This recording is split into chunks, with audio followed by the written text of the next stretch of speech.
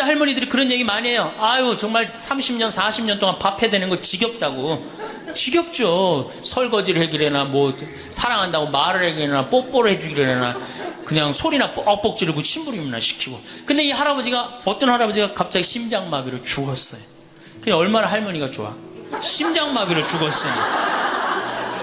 병원에 가니까 의사가 딱 청진길 대더니 아유 할아버지 돌아가셨다고, 심장마비로. 이제 간호사한테 다 처리해갖고 냉동실로 모시라고, 영안실로. 그래갖고 이제 영안실로 이렇게 할머니가 이제 이렇게 할아버지 뒤를 따라가는데 이 할아버지가 가다가 깨어난 거예요. 깨어나갖고 이제 할머니가 뒤 따라온단 말이야. 그러니까 아우 나 좀 살아났으니까 얘기 좀 해달라고 막 그러니까 이 할머니가 못 들은 척.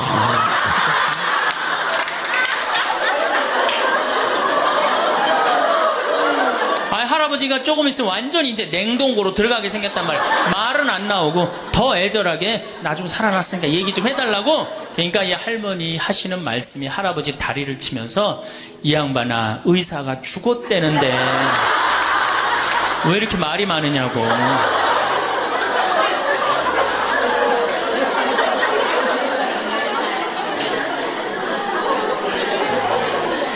정말로 내 남편이 전쟁하러 나가는데 정말로 왕대접하고 내보내는 부인이 얼마나 돼요. 이러지 않으면 다행이지. 머리 막 부시시 해갖고 막 사자 머리를 해갖고 머리 끝에는 밥풀 하나 딱 이렇게 붙여놓고 여보 다녀와. 퇴근을 했는데 아직도 그 부시시한 머리를 가지고 테레비를 보고 앉아있다. 어느 남자가 집에 들어오고 싶겠어요. 부인이, 정말로 지혜로운 부인은 요리를 한 번씩 하라는 거예요. 그래서 낙지볶음도 하고, 요새 그 텔레비에 보면 이렇게 홍어 이렇게 삭힌 것도 많이 홈쇼핑으로 보내주잖아요. 딱 해갖고 삼합 딱 해갖고 와인 하나 딱 준비하고 이브닝 드레스도 좀 쫙 입고, 이런 이벤트가 있어야지 60년을 같이 살지. 무슨 재미로 60년을 살아요. 이건 뭐 김치찌개 한번 해줬단 말이야, 부인이 저녁에. 김치찌개 해줬는데 다음날 아침에 출근할 때 보니까 그거 졸여갖고 이제 또 내놨단 말이야. 저녁에 퇴근할 갖고 왔는데 그걸 볶아갖고 또 내놨어.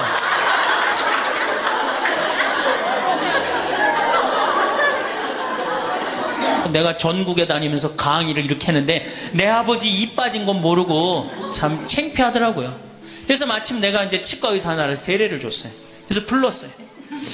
내가 너 세례를 줬는데 내가 네 세례를 주면 내가 네 영적인 아버지다. 근데 우리 육적인 아버지가 이가 하나도 없다.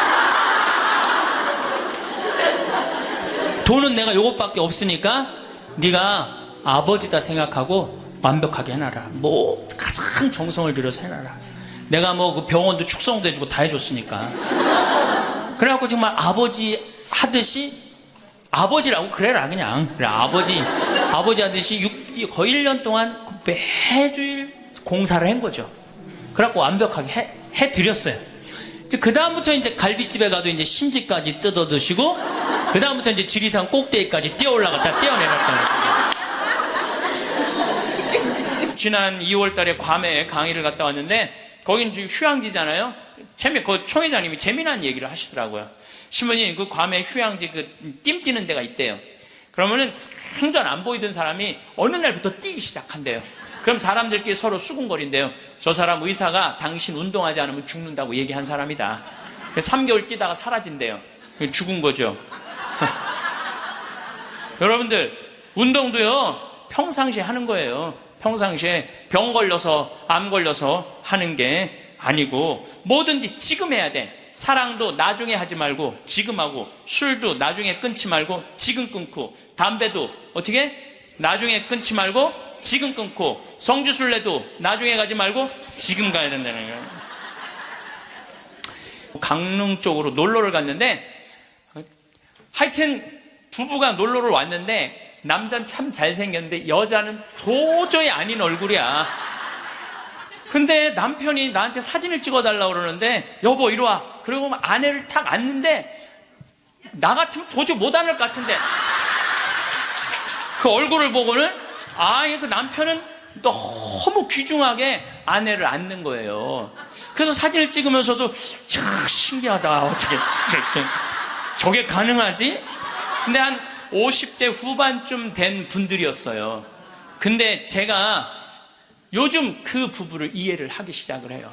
요즘 그래서 그렇게 남편이 소중하게 대했구나, 이게 이해가 돼요. 왜? 가만히 생각을 해보니까 요즘 이렇게 우리 자매님들 이렇게 뭐 한 결혼 30년 된 자매님들 이렇게 보면은요, 그 남편한테 정성스럽게 하고 자식 잘 키우고 살림살이 내조한 그런 분들은요, 얼굴이 잘생기고 못생기고의 문제가 아니야. 남자가 이렇게 바라봤을 때 그래, 나하고 함께 인생을 같이 왔구나, 그 자체로 소중한 거야. 이쁘고 그게 상관이 없더라고.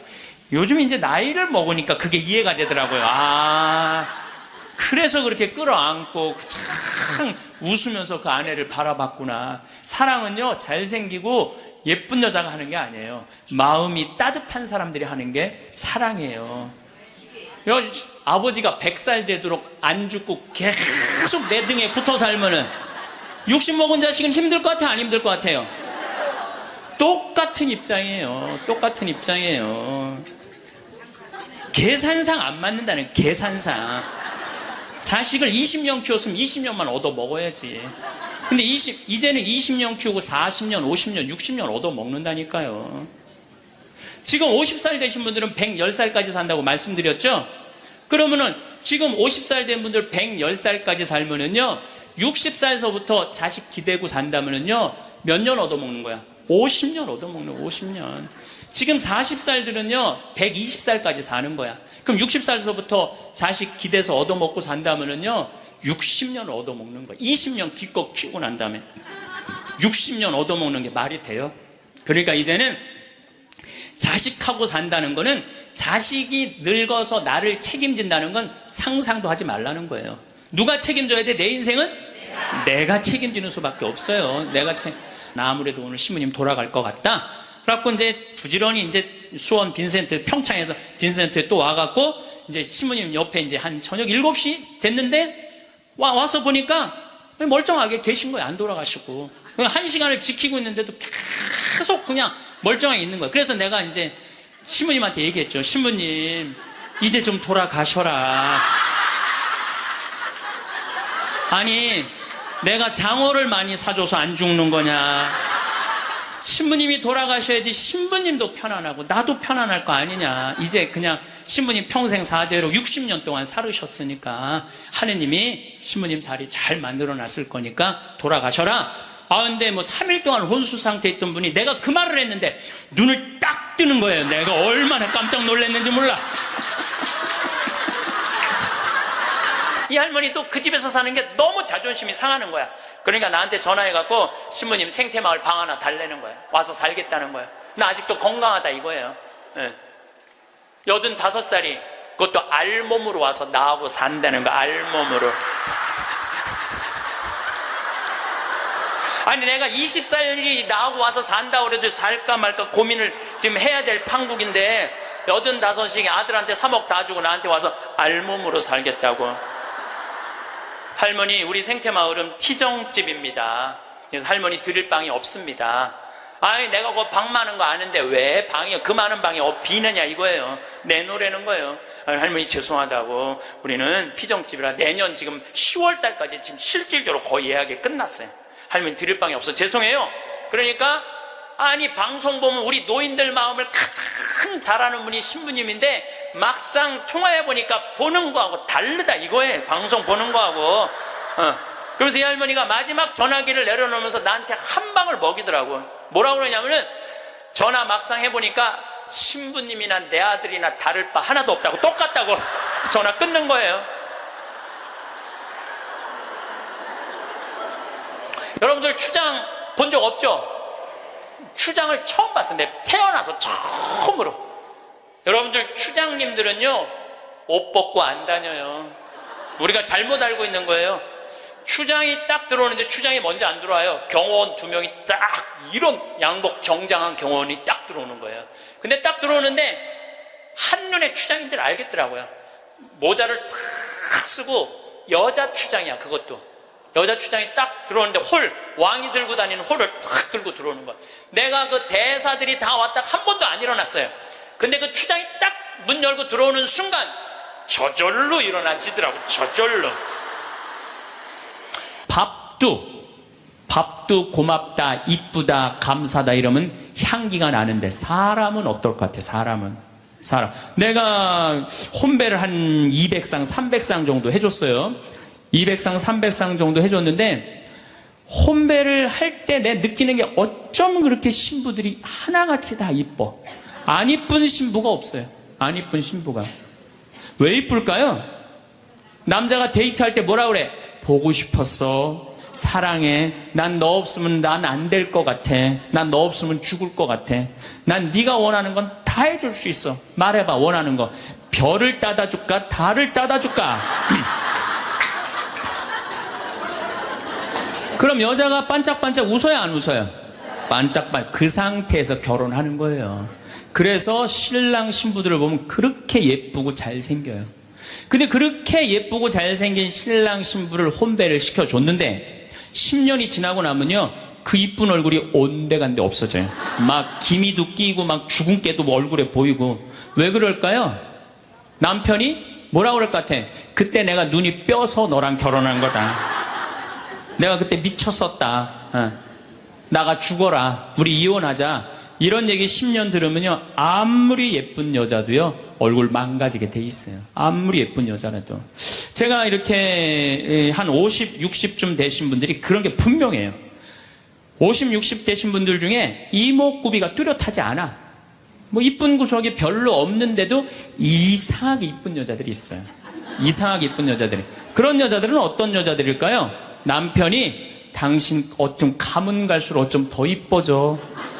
우리 색시가 세상에서 난 제일 이뻐. 당신 사랑해. 고마워. 이런 얘기 20년 들으면은요, 이목구비가 뚜렷하지 않아도요, 이상하게 이뻐져요. 그런데 쌍꺼풀도 분명하고 코도 오똑하고 입술도 도톰한데 50, 60 되신 분들 중에 무섭게 생긴 분들이 계세요. 이목구비가 뚜렷한데도 무섭게 생긴 분들이 계세요. 그런 분들은 왜 그럴까요? 서로 죽이자, 죽자, 뭐 살자, 뭐 이렇게 말하고 20년 동안 싸운 사람은요, 아무리 예쁜 얼굴이라도 망가지게 돼 있어요. 사람은요, 어떤 말을 듣느냐에 따라서 이쁘고 이쁘지 않는 게 결정이 되는 거예요. 여러분들 남편한테, 아내한테도 그렇지만 자식한테도 뭐라 그래? 너는 내 자식이 아니라 왼수다. 나가 되져라. 이런 썩을 놈. 그러면은 자식이 어떻게 될까요? 왼수가 되고요, 바깥에 나가 돌아다니게 되고요, 썩게 돼 있어요. 근데 우리는 엄마들 자식 뜻대로 안 된다고 속상할 때 말을 함부로 하죠. 뭐 어느 대학에 교수로 가라고 그랬어요.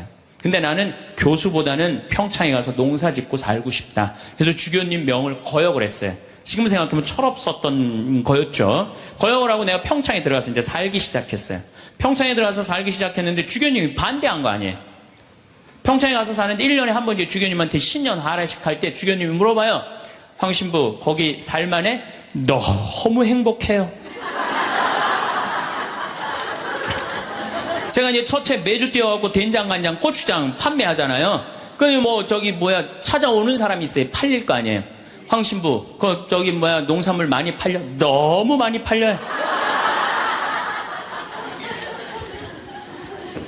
황 신부, 거기 사람들은 많이 와? 첫 해는 개미 새끼도 안 왔어요. 알아야지 올 거 아니에요. 근데 내가 너무 많이 와요.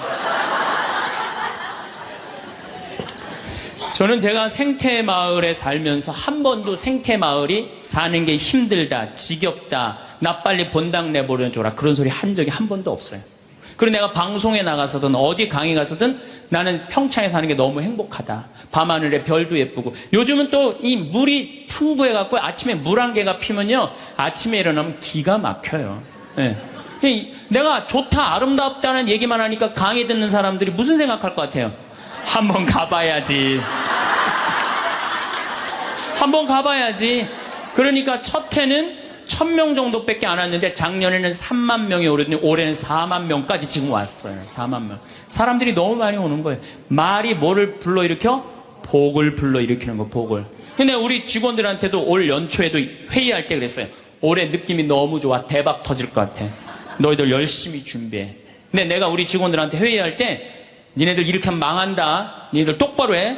망할 것 같으니까 똑바로 해. 그럼 이 직원들은요, 집에 가갖고 직장 알아봐요. 곧 망할 직장에 마음이 가겠어요? 그런데 올해 대박 터질 것 같아. 마음이요, 벌써 놓이는 거예요. 얼마 전에도 우리 생태마을에 교수님인데 60에 시력을 잃기 시작해갖고 65세 완전히 시력을 잃으신 교수님이 오셨어요.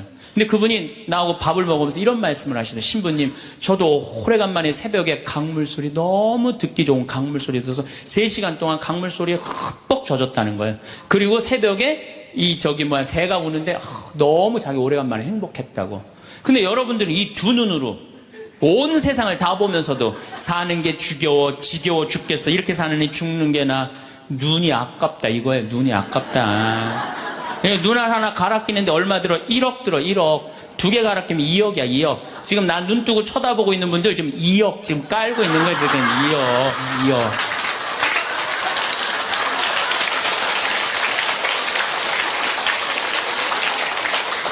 심장 하나 갈아 끼는데 5천, 간 갈아 끼는데 7천, 신장 갈아 끼는데 3천이야. 그럼 이거 3억 5천이야. 3억 5천.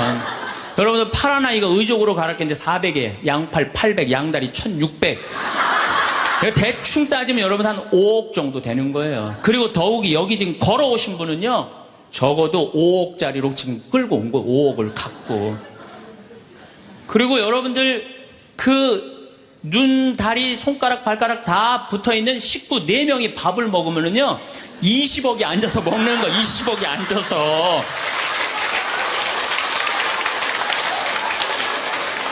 아니, 20억이 앉아서 먹으면서 사는 게 지겹다, 이렇게 사는 게 죽는 게 낫다. 하느님이 주신 축복을 날리는 거예요. 날리는 거예요.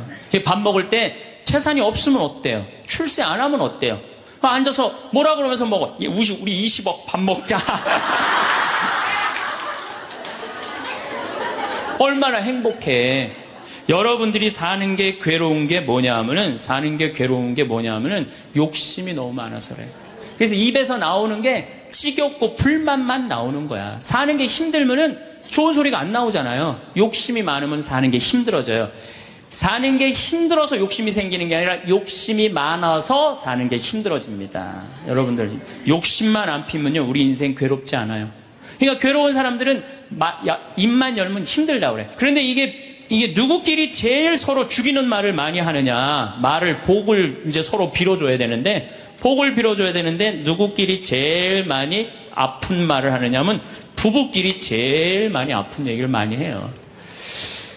근데 참 나도 남자지만은 여자 참 이해하기 힘든 존재예요. 여자 이상하고 요상하고 괴상하고 아주 복잡하고.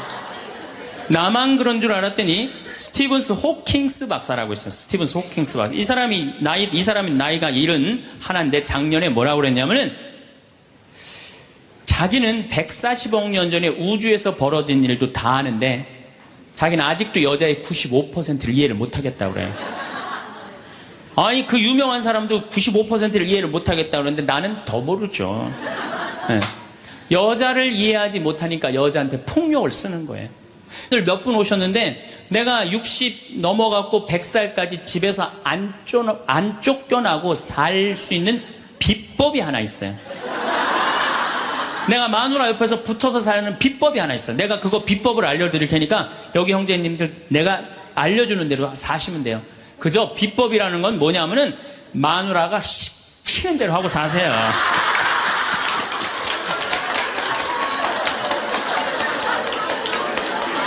밥 먹으라고 그러면 밥 먹고, 이 옷 입으라면 이 옷 입고, 저거 입으라면 저거 입고, 어디 갔다 오라면 갔다 오고 그러지, 자기 뜻을 밝히지 마세요. 자기 뜻을. 그래야지 안 쫓겨나고 살 수 있어요. 시키는 대로 하고 살면 돼. 시키는 대로. 그냥 남자들이 눈치가 없어요. 눈치가. 말주변 없지, 눈치 없지. 그렇죠? 눈치가 없어요. 남자들이. 참. 그러니까 남자들이 어느 정도로 눈치가 없느냐면은 아내가 지금 자기를 미워하는지, 괴로워하는지 몰라요. 언제 아느냐면 귀싸대기를 맞아야지 알아요. 귀싸대기를 네. 귀싸대기를 딱 맞아야지, 아, 이거 지금 우리 마누라가 심각하구나. 60이 넘어가기 시작하면 할머니들 목소리가 커지기 시작해요. 뭐 막 할아버지한테 막 소리 지르는 거예요. 소리 지르는 이가 말귀를 못 알아들으니까 소리를 지르기 시작하는 거예요. 그냥 점점 나이 먹으면 할머니들은 거칠어지고 그러니까 말귀를 못 알아들으니까 기억력까지 떨어지게 돼 있어. 동시에. 그러니까 어떤 할머니 할아버지가 또 한 집에서 살면서 할아버지가 너무 배가 고픈 거예요. 할머니한테 심부름을 시켰어요. 여보 마누라 좀 부엌에갖고 냉장고에서 우유하고 아이스크림 좀 갖다 줘. 나 배가 고파. 그랬더니 할머니가 막 일어나면서 가려고 그랬어요. 그랬더니 할아버지가 신경질을. 이놈의 마누라야 그냥 가면 어떻게 가다가 까먹으면 어떻게 하려고 그냥 가냐고. 적어가라고. 우유하고 아이스크림. 할머니가 딱 째려보고 이놈의 영감탱이가 내가 그것도 모를까봐 그걸 적어가라고 그러냐고. 기다리라고 내가 우유하고 아이스크림 갖다 줄 테니까. 할머니가 추측 가셨어요. 갔는데 한 몇 분 있다가 왔는데 할머니가 삶은 계란을 갖고 온 거예요. 근데 이 할아버지가 뭐라고 그러냐면은 기가 막힌 거예요. 고마워 마누라 삶은 계란 갖다 줘서. 자기가 뭐 시켰는지도 모르는 거야. 그래서 이제 제가 찜질방을 잘 가요. 찜질방을 잘 가는데 아주 뜨거운 찜질방을 잘 가는데 얼굴이 알려졌잖아요. 그래갖고 아는 사람들이 많아요. 그래갖고 수건을 뒤집어 쓰고 찜질방에 가서 앉아있어요. 한쪽 끝에 조용히 쭈그리고 앉아있어요. 그러면 이제 아줌마 셋이서 들어와서 수다를 떨기 시작하면은 이해할 수 없는 수다를 떨어요. 아줌마 3명이서. 뭐라고 그러냐면은 한 아주머니는 자식 얘기해요. 자식 얘기. 그럼 옆에 아주머니가 자식 얘기하면은 그 자식 얘기를 같이 받아줘야 되는데 옆에 아주머니는 그러거나 말거나 자기는 남편 바람핀 얘기해요. 또 옆에 아줌마는 남편 바람핀 얘기 해거나 말거나 자기는 아파트 산 얘기해요. 주제가 다른 3가지 이야기를 각자 지치지도 않고 30분 동안 계속 하는 거예요. 이해가 안 되더라고요. 우리 남자들은 정치 얘기를 지금 하고 있는데 아내가 여보 우리 애가 자꾸 속을 썩여 그러면 남자 신경질 부려요. 여보 나 지금 정치 얘기하고 있잖아. 지금 정치 얘기 끝나면은 그 다음에 자식 얘기해. 남자는 한 번에 한 가지 주제만 얘기를 해요. 근데 여자는 동시에 3가지 얘기를 동시에 하는 거야. 기분도 안 나빠하면서 계속 얘기하는 거예요. 기분도 안 나빠하면서 나는 왜 그런가. 근데 요즘 공부를 해보니까 이해가 되더라고요. 여자는 언어를 관장하는 뇌가 좌뇌도 있고 우뇌도 있대요. 머릿속에 말이 꽉 차 있는 거야. 말이 꽉 차 있으니까 말을 해야 돼. 그런데 말은 하긴 해야 되는데 또 들어야 되잖아. 근데 말을 하면서도 귀는 동시에 2가지를 구분해서 들을 수 있대요. 이게 무슨 얘기냐면은 한 아주머니는 자식 얘기 자기는 입으로 하면서 귀로는 남편 얘기도 듣고 아파트 얘기도 듣는 거야. 무시하는 게 아니야. 그냥 자기 각자 얘기하면서 상대방 얘기도 다 듣는 게 여자예요. 남자는 언어를 관장하는 뇌가 좌뇌 뒤에만 있어요. 좌뇌 뒤에. 그래갖고 남자들이 교통사고 나갖고 좌뇌를 다치잖아요. 그러면은요 언어 상실이 온대요. 근데 여자가 교통사고 나갖고 좌뇌를 다치잖아요. 좌뇌를 다쳐도 전혀 말하는데 지장이 없대요. 아직도 우뇌가 남아있어서. 그리고 이런 이 부부가 남자하고 여자하고 부부싸움을 하잖아요. 그럼 남자는 또 흥분을 하면 그나마 자네 뒤에 언어를 관장하는 뇌 기능이 없어져 버린대. 흥분하면. 그러니까 아내가 여보 당신 뭐 시집 와갖고 나 손에 물 안 묻히게 해준다 그랬는데 당신 나 얼마나 고생시켰어. 뭐 결혼기념일을 챙겨줬어. 생일을 챙겨줬어. 우리 친정엄마를 챙겨줬어. 나 여행을 보내줬어. 막 따지면은 남편들이 대꾸를 해야 되는데 이게 어디 있는 줄 알아야지. 대꾸를 해야 어디 있는 줄 알아야지. 그리고 대부분의 남자들의 반응이 어떠냐면 그거 30분 동안 계속 어이 하다가 끝나는 거예요.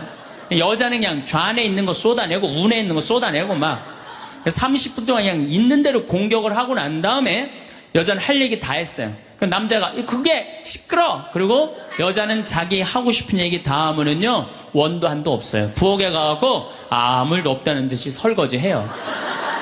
그럼 그때부터 남자들이 신경질이 나는 거예요. 왜 신경질이 나냐면 왜 내가 그때 그 적절한 대답을 왜 찾아내지 못했을까?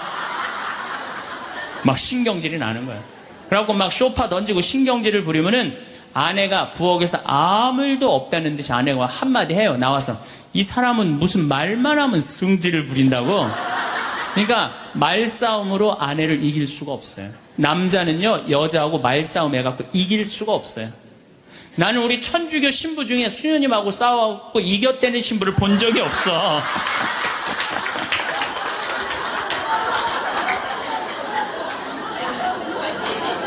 말싸움으로 여자를 이길 수가 없어요. 말싸움으로. 하느님이 창조할 때 남자한테는 너는 하루에 10,000마디만 해라. 10,000마디만 해라. 창조할 때 그렇게 창조하신 거예요. 10,000마디만 하라고. 여자는 하루에 너는 25,000마디 해라. 25,000마디 해라. 그러니까 하느님이 10,000마디만 하라고 창조한 남자는 출근해갖고 직장에 가면 10,000마디 해요. 이 말 저 말 하면은 벌써 10,000마디 끝나. 집에 들어오면 더 이상 말할 수가 없어. 아니, 하느님이 10,000마디만 하라고 그래서 10,000마디만 하고 들어온 거야. 집에 들어와서는 더 이상 할 얘기가 없는 거예요. 할 의무 끝냈어.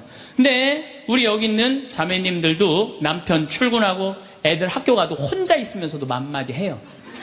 멸치 대가리 따면서 너는 어디서 잡혀서 우리 집에 왔니? 꽁치 다듬으면서 너도 어디서 잡혀서 왔니? 그리고 막 테레비 보면서도 테레비하고도 얘기해요. 그냥 테레비하고도 얘기해요. 막 테레비하고도 얘기하고 그렇게 10,000마디 해요. 10,000마디 하고 저녁에 이제 몇 마디가 남았냐면 15,000마디가 남은 거야. 이 15,000마디를 누구하고 하고 싶으냐면 남편하고 하고 싶은 남편. 그래갖고 저녁 차려주고 남편한테 여보 그 옆집 여자 말이야. 아 오늘 저녁에 같이 저녁 찬거리를 사러 시장에 나갔는데 그 여자는 김치찌개 거리를 돼지고기 한 근만 사면 되는데 5근이나 사고 정신 나간 여자야. 그러니까 그냥 살림이 그 모양이지. 이랬는데 남자는 이미 더 이상 말하기 귀찮은 거예요. 그래서 남편이 한마디 해요. 쓸데없는 소리 하지 말고 부엌에 가서 국이나 더 떠오라고. 그럼 여자는 미치는 거예요. 아직도 15,000마디가 남아있는데 국 떠오라고 그러면 미치는 거예요. 근데 저도 이 말에 저도 동감을 해요. 왜냐하면 저는 10,000마디만 하게 창조된 인간이잖아요. 그런데 나는 이렇게 강의를 하면 100,000마디를 해요. 100,000마디. 100,000마디라니까 사실은 난 사제관에 우리 생태마을에서 강의하고 사제관에 딱 밥 먹으러 저녁에 내려가잖아요. 한마디도 하기 싫어요. 한마디. 근데 우리 밥 해주는 자매님이 밥하고 난 다음에 뭐 이런저런 얘기할 거 아니에요. 뭐 개도 내가 5마리 키우니까 개 얘기도 하고 뭐 좀 대꾸하기가 싫은 거예요. 그래서 한동안 대꾸를 안 했어요. 대꾸를 안 하니까 굉장히 기분이 나쁘잖아요. 신부님이 대꾸를 안 하니까 안 되겠더라고요. 그래서 하루는 불러서 내가 얘기를 했어요.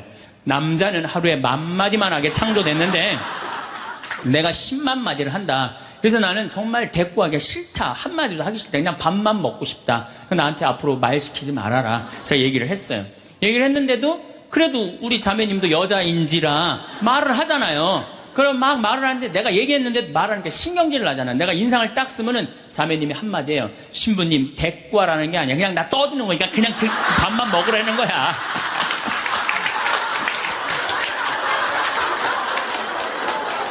이게 뭐냐면은 이게 합의가 된 거예요. 합의가 된 거야. 그러니까 그냥 떠들어 그냥 난 대꾸 안 하는 거 이해하고 떠드는 거 이해되는 거예요. 서로. 내가 보기에는 많은 부부들이 특히 우리 자매님들이 남편이 막 목석같이 있으면 이런 말을 해. 나는 사는 게 하나도 재미가 없다. 그러죠? 남편이 목석 같으니까. 그런데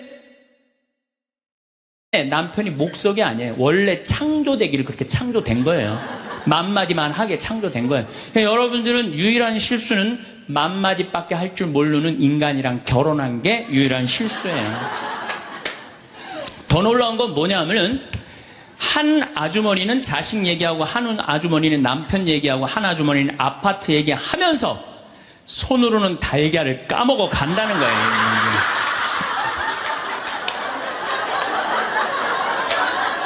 뭐 대단하지 않아요? 달걀. 여러분들 남편한테 이번 추석 때나 뭐 어느 때 한번 시켜보세요. 달걀 좀 까줘 그러면 남편은 어떻게 하는 줄 알아요? 달걀만 까요. 그것만 쳐다보고. 그 말 시키면 남편이 뭐라 그래요? 지금 달걀 까잖아 지금. 남자는요 한 번에 한 가지밖에 할 줄 몰라요. 동시에 두 가지를 못해요. 근데 여자는 특성상 밥 올려놓고 찌개 올려놓고 다듬어야 되고 나물 다듬어야 되고 반찬해야 되고 동시에 여러 가지를 할 수 있어요. 그래서 집에 전화가 오잖아요. 전화가 오면은 아빠가 전화를 받으면 테레비 소리가 크면은 아빠가 한마디 해요. 시끄러워, 테레비 소리 줄여. 그러죠? 또 애들 시끄러우면 아빠 통화하니까 가만히 있으라고 그래요. 그 남자는 전화만 해요. 근데 엄마한테 전화가 오잖아요. 테레비 소리 애들 떠드는 거 전혀 상관없어. 더욱이 어느 정도로 심하냐면 막 통화하면서 텔레비에 딱 어떤 여자가 나오면은 저 여자 이혼했다고 그러더니 나오네.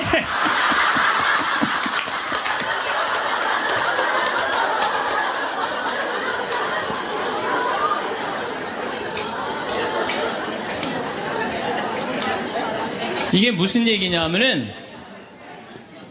언어에 있어서 여자가 남자보다 뛰어납니다. 언어에 있어서 탁월한 능력을 갖고 있어요. 그러니까 남자는 말주변이 없어. 말주변이 없게 돼 있어요. 근데 문제는 언어만 뛰어난 게 아니에요. 여자가 시각도 뛰어나요. 시각도. 우리 눈에는 광수용체가 있어. 빛을 받아들이는 수용체, 짝대기, 사각형 짝대기가 1억 3천만 개가 있어요. 이게 남자 여자가 다 있어요. 근데 요 1억 3천만 개는 하얀색, 빨간색, 까만색, 파란색만 구분하는 거예요. 남자들은 이 광수용체 1억 3천 거 요것만 있어요. 남자들은 색깔 구분을 4가지만 해요. 남자는 회색도 하얀색, 베이지색도 하얀색, 하얀색도 하얀색이야. 남자는 분홍색도 빨간색, 주황색도 빨간색, 빨간색도 빨간색이에요. 남자는 색깔 구분을 못해요. 근데 여자들은 원추형 광수용체 700만 개가 더 있어요. 여자가. 그래갖고 이건 온갖 색깔을 구분하는 거예요. 그러니까 나는 아직도 카키색이 무슨 색인지 몰라요. 카키색, 잿빛색, 쥐오리색, 뭐 별색을 다 얘기해. 여자들은 그런 구분이 다 되는 거예요. 여자들은 생겨 먹은 것 자체가 그렇게 생겨 먹은 거예요.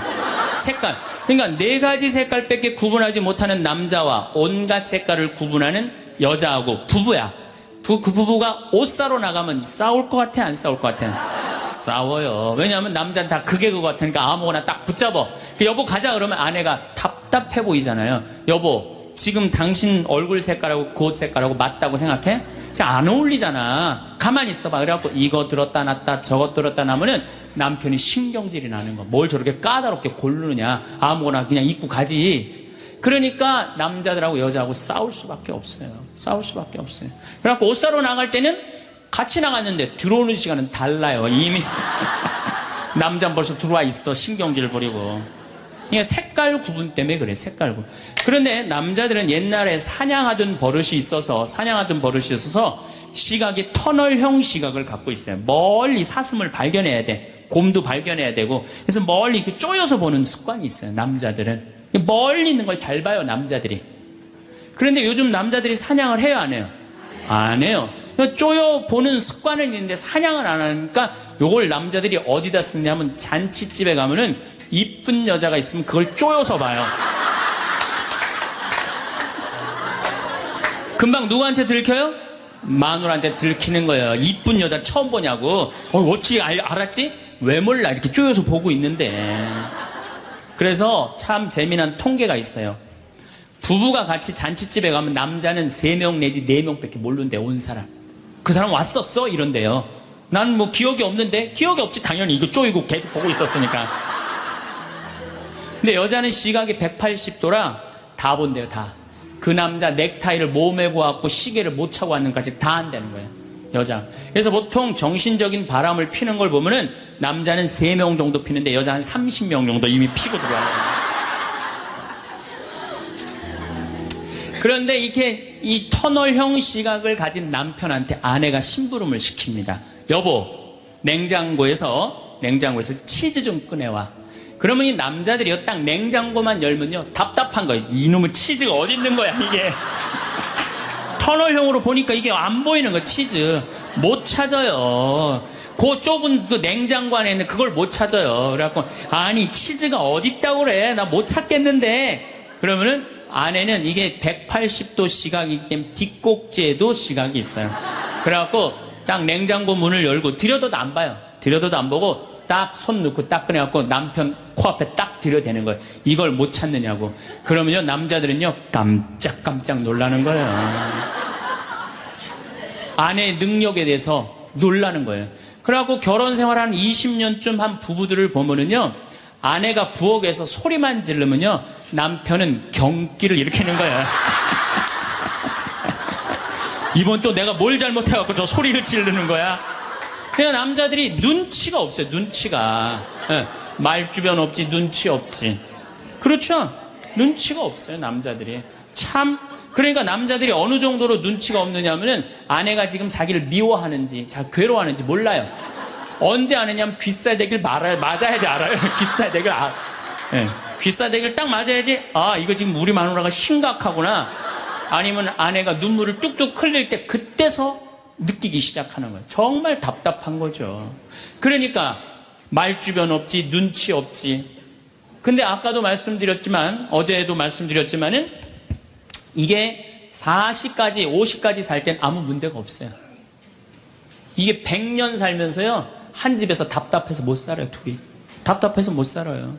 아니, 말주변이 있나, 눈치가 있나. 거기 더 미치는 건 뭐예요? 청각이 떨어져요, 남자가. 청각이 떨어져요. 보통 개는 10만 사이클 정도 듣는다고 해요. 10만 사이클. 10만 사이클 듣고, 그 다음에 어린아이들은 3만 사이클 정도는. 그래서 초등학교 아이들, 중고등학교 아이들이 헤비메탈 음악이 좋아해요, 걔네들. 헤비메탈 음악 좋아하고, 막 엄마는 짜장면을 시켜서 혼자 먹고 나는 뭐 찌꺼기만 먹었어, 뭐 이런 랩 음악 걔네들은 다 들려요. 다 들려, 걔네들은. 여러분들은 잘 안 들리죠? 예. 얘네들 3만, 엄마들은 2만 사이클 정도, 2만 사이클. 그러니까 젊은 부부가 같이 잠을 자갖고 건너방에서 애가 울잖아요? 그럼 누구 귀에만 들리느냐면 엄마 귀에만 들려요. 그래갖고, 여보, 나 너무 힘들어. 오늘 애하고 하루 종일 씨름을 해갖고 내가 힘들어서 못 일어나니까 당신이 일어나서 좀 나가봐. 이러면은 대부분의 남편들이 이렇게 말한대요. 아무 소리도 안 들리는데 뭐가 들린다 그래. 예민하게 굴지 말고 잠이나 자. 그러면은 누가 일어나서 나가느냐면은 아내가 일어나서 나가는 거, 엄마가 일어나서 나가는 거. 그러니까 아내들은 남편하고 살면 살수록 더 답답한 거야. 말주변이 있나, 눈치가 있나, 말귀를 알아듣나.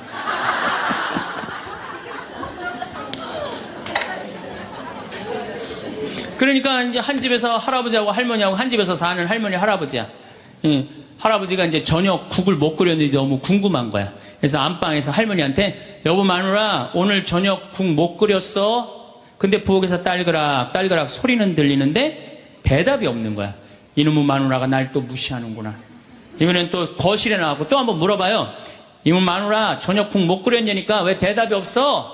아, 근데 딸그락 딸그락 소리는 들리는데 또 대답이 없는 거야. 너무 화가 난 할아버지가 이번에는 부엌에 가갖고, 이놈의 할망구야, 저녁 못 끓였는지 내가 3번이나 물었는데 대답을 안 하냐고. 사람 말이 말 같지 않으냐고. 그러니까 할머니가 눈을 동그랗게 뜨고 하는 말이, 내가 콩나물국이라고 3번 얘기했잖아. 누군만 못 들은 거야? 할아버지. 제가 이렇게 강의를 가면은요, 할아버지들이 이렇게 하고 듣는 할아버지들이 참 많아요. 이게 남자의 특성이에요. 그래서 남자들은 만 사이클밖에 못 들어요. 만 사이클. 그래갖고 남자들은 음악을, 빠른 음악 들으면 다 시끄럽다고 그래. 다 시끄러워. 시끄러우니까 끄라고. 그저 남자한테 음악이라고 그러는 거는 꿍짝짝 꿍짝짝, 어머나 어머나 이러지 마세요, 이런 음악만 음악이에요, 남자는. 그래서 30대 40대가 넘으면 트로트를 좋아할 수밖에 없어, 남자들은. 빠른 음악을 안 들리니까. 한 28,000 사이클 정도가 보통 우리 음악에서 나오는 헤비마틱 음악이거든요. 그러니까 못 듣는 거예요, 그 다음부터는. 그러니까 말귀 못 알아듣지, 눈치 없지, 말주변 없지. 자, 요즘 어떤 할아버지가 할머니하고 같이 한 집에서 사는데 그런 거예요. 이제 냉장고가 고장이 났고 애프터 서비스를 불렀어. 애프터 서비스를 딱 불렀는데 애프터 서비스 하고 난 다음에 갔어. 근데 요즘은 참 대한민국이 애프터 서비스 끝나고 나면은 고객센터에서 전화하잖아요. 고객님, 매운 만족하십니까? 보통 만족하십니까? 저 설문조사를 하잖아요. 근데 이게 또 할아버지가 전화를 받았네? 아, 냉장고 고쳤는데 이제 애프터 서비스라고 전화를 했는데, 애프터 서비스 센터에서 전화했다 그러니까 뭘 또 애프터 서비스를 해주느냐? 그래갖고 뭐라고 그러니까 할아버지가 할머니한테 그런 거예요. 여보 마누라, 요즘 이상해. 냉장고 고쳤는데도 매운 만두 먹을래요? 보통 만두 먹을래요? 그렇게 물어보는데 말귀를 못 알아들어요, 말귀를. 그러니까 60이 넘어가기 시작하면 할머니들 목소리가 커지기 시작해요. 뭐 막 할아버지한테 막 소리 지르는 거예요. 소리 지르는 이가 말귀를 못 알아들으니까 소리를 지르기 시작하는 거예요. 그냥 점점 나이 먹으면 할머니들은 거칠어지고 그러니까 말귀를 못 알아들으니까 기억력까지 떨어지게 돼 있어. 동시에. 그러니까 어떤 할머니 할아버지가 또 한 집에서 살면서 할아버지가 너무 배가 고픈 거예요. 할머니한테 심부름을 시켰어요. 여보 마누라 좀 부엌에 갖고 냉장고에서 우유하고 아이스크림 좀 갖다 줘. 나 배가 고파. 그랬더니 할머니가 막 일어나면서 갈라고 그랬어요. 그랬더니 할아버지가 신경질을. 이놈의 마누라야 그냥 가면 어떻게 가다가 까먹으면 어떻게 하려고 그냥 가냐고. 적어가라고. 우유하고 아이스크림. 할머니가 딱 째려보고 이놈의 영감탱이가 내가 그것도 모를까봐 그걸 적어가라고 그러냐고. 기다리라고 내가 우유하고 아이스크림 갖다 줄 테니까. 할머니가 추측 가셨어요. 갔는데 한 몇 분 있다가 왔는데 할머니가 삶은 계란을 갖고 온 거예요. 근데 이 할아버지가 뭐라고 그러냐면은 기가 막힌 거예요. 고마워 마누라 삶은 계란 갖다 줘서. 자기가 뭐 시켰는지도 모르는 거야.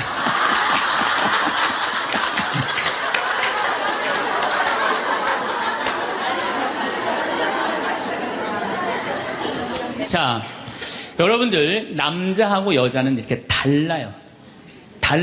그리고 50이 넘어서면서부터 여자가 능력이 뛰어나요. 여자가. 그러니까 남자는 사실은 말주변도 없지, 눈치도 없지, 말귀도 못 알아듣지. 여기 지금 형제님들 몇 분 오셨는데 내가 60 넘어갖고 100살까지 집에서 안 쫓겨나고 살 수 있는 비법이 하나 있어요. 내가 마누라 옆에서 붙어서 사는 비법이 하나 있어. 내가 그거 비법을 알려드릴 테니까 여기 형제님들 내가 알려주는 대로 사시면 돼요. 그저 비법이라는 건 뭐냐면은 마누라가 시키는 대로 하고 사세요.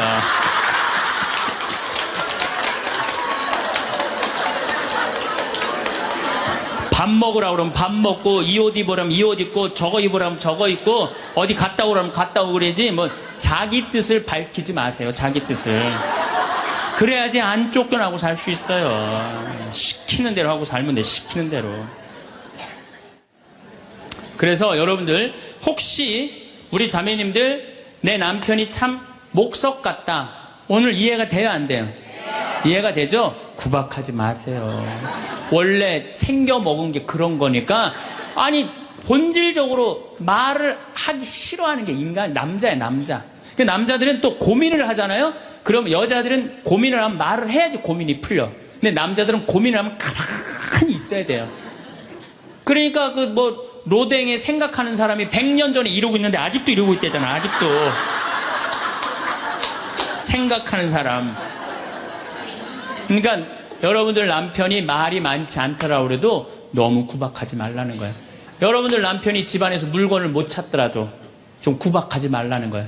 대신 여자는 집안에 있는 물건을 잘 찾지만 남자는 집 밖에서 물건을 잘 찾아요. 그러니까 여자는 딱 집만 나가면은 깜깜해져. 집만 나가면은. 그래갖고 남편이 3년 전에 너무 경치 좋은 데를 데리고 갔어. 근데 여자들은 3년 전에 간 데 기억 못 해요. 다시 3년 전에 똑같은 데 데려가도 이렇게 말합니다. 여자들은 여보 여기 너무 멋있다. 어떤 년이랑 여기 왔어? 우리 집에 이것도 한 3년 전 얘기인데 요셉이가 왔어요. 고등학교 졸업하고 대학을 떨어진 아이예요. 근데 그냥 대학을 떨어진지 집에서 컴퓨터 게임만 하는 거예요. 그냥 엄마가 미치는 거지. 애를 보면 대학도 안 들어갔지, 새벽 4시까지 컴퓨터 게임하지, 낮에는 1시에 일어나지. 그냥 미치는 거죠. 그래갖고 나한테 데리고 왔어요. 강원도 평창에. 근데 살이 얼마나 쪘는지 애가 살이 너무 찐 거예요. 그래갖고 그냥 살이 쪄갖고 이 눈두덩이가 안 보이는 거예요. 신부님 우리 애가 문제라고 공부는 안 하고 컴퓨터 게임만 한다고. 그래갖고 그냥 내가 애를 보니까 이 눈두덩이 찢어진 눈두덩 사이로 걔 눈을 자세히 들여다보니까 애는 문제가 없더라고요. 애는. 근데 애가 살이 얼마나 쪘는지 100kg인지 110kg인지 120kg인지 130kg인지 알 길이 없는 거야. 왜 우리 생태마을의 저울은 100km까지 밖에 재는 게 없거든. 올라가면 막 뱅글뱅글 도는 거, 저울이. 그래서 내가 고추 빨 때 방앗간에 나갈 때 달아봐라. 그래서 달아봐. 그랬더니 얘가 몇 킬로가 나냐? 130kg가 나서 130kg. 그래갖고 일단은 하여튼 놔두고 가라고. 그래갖고 이제 엄마는 갔어요. 엄마는 가고. 근데 애가 참 건강한 애예요. 정신도 맑은 애 아이고. 부모 입장에서 문제인데 내 눈에는 문제가 아니더라고. 너 밭에 나가서 일 좀 해라. 그래갖고 이제 다 큰 애니까 밭에 나가서 일을 하고 일주일 지나고 난 다음에 관리장한테 물어봤어요. 걔 어떠냐고, 요셉이. 그랬더니 관리장이 넘버 1이라는 거예요. 엄마는 문제라고 데리고 왔는데 우리 생태마을의 관리장은 넘버 1이라는 거예요. 일도 잘하고 성격도 좋고. 기가 막히더라고. 어떻게 일을 잘하냐 하니까 애가 힘이 좋아갖고 물건도 게으름을 안 핀다는 거예요. 게으름을. 여러분들 얘가 몸으로 살래요? 머리로 살래요? 몸으로 살래죠? 몸으로 살래를 머리로 살라 그러면 얘가 머리가 돌 것 같아, 안 돌 것 같아요? 그러니까 내가 몸으로 살지 머리로 살지 빨리 구분할 줄 알아야 돼요. 그래갖고 애가 너무 괜찮으니까 6월 달에 우리 생태마을에 앞에 강이 흐른단 말이에요. 거기서 래프팅을 합니다. 그래서 래프팅 가이드를 자격증을 따라고 그랬어요. 그랬더니 우리 래프팅 가이드 팀장이 신부님 다른 아이는 다 따도 얘는 못 땁니다. 왜냐하면 이 가이드 자격증 체육학과 애들이 따는 거거든요. 배를 뒤집었다가 폈다가 강물에 뛰어들어갔다가 강물에 또 올라오고 그래야 되는데 130kg짜리가 강물에 한번 빠지면 그만이지 어떻게 자격증을 땁니까? 그래도 우리가 협회 사람들하고 잘 아니까 좀 어떻게 좀 따게 좀 해라. 그래갖고 가이드를 자격증을 보냈는데 그 금요일날 따갖고 왔어요. 기가 막힌 거죠. 어떻게 땄냐고 그러니까 그 주간에 비가 오지 않아갖고 배가 강바닥에 단 거야. 그래갖고 그냥 들어왔다 나갔다 자격증 따갖고 왔어요. 그리고 아이가 가이드를 하는데 인기가 최고예요. 최고. 너무너무 잘하는 거 아이가. 그래갖고 이제 9월 달에 엄마가 와서 보니까 아들이 130kg짜리니까 116kg가 된 거야. 그러니까 살이 홀쭉 빠지고 눈빛이 초롱초롱해진 거야. 그러니까 엄마가 가자, 공부하러.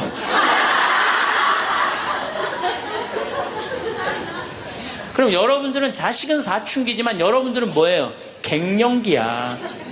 그러니까 갱년기가 되면 사실은 굉장히 케어가 필요한 거예요. 여러분들 굉장히 돌봄이 필요한 나이예요. 막 피부 처져요, 안 처져요? 눈두덩 처져요, 안 처져요? 눈가 처져요, 안 처져요? 볼 처져요, 안 처져요? 이가 처져요, 안 처져요? 그러니까 그렇게 처지는 거 거울에 이렇게 보고 앉아있으면 어떤 얼굴이 되냐면 이런 얼굴이 되요.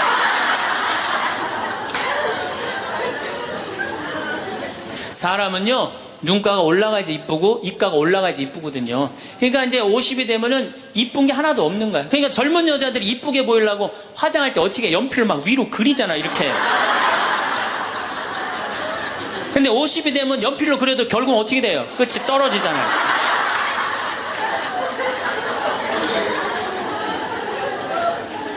하지만 우리나라 이 갱년기의 여성들은 자신의 고통, 번뇌 뒤로 하고 감추고 희생합니다. 묻어두는 거예요. 자식을 위해서 희생한다. 내가 지금 뭐 생리가 이어졌다 끊어졌다 그냥 정신이 깜빡깜빡 하잖아요, 여러분들. 갱년기 시작되면은. 그렇죠? 지갑은 뒀는데 어디다 뒀는지 생각이 안 나는 그런 경우 참 많죠.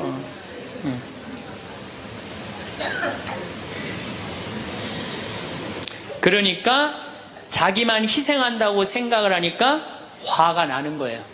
화가 나는 거. 더욱이 50이 되면은 뭐에 걸리느냐? 빈둥지 증후군에 걸려요. 자식 공부하러 나가고, 그렇죠? 남편 돈 벌러 나가고, 자기는 50 되면은 아무도 옆에 없는 것 같은 외로움 속에 자기가 이제 빠지는 거죠.